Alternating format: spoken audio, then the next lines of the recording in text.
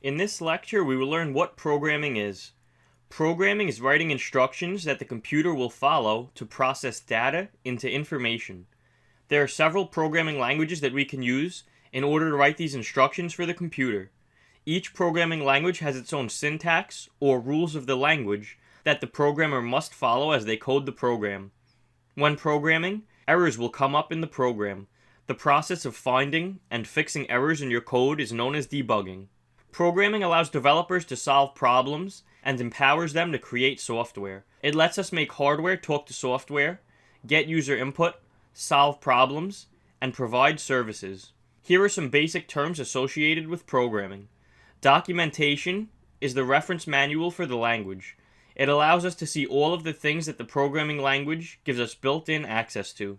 Pseudocode is programming logic written out in plain English. It allows us to plan out our code before we write it. Libraries are groups of code available to import into your own code. Code readability is a term that refers to how easy the code is to read. Version control is software that makes it easier to save changes and collaborate with other developers. In the next lecture, we will learn about the 5 generations of programming languages.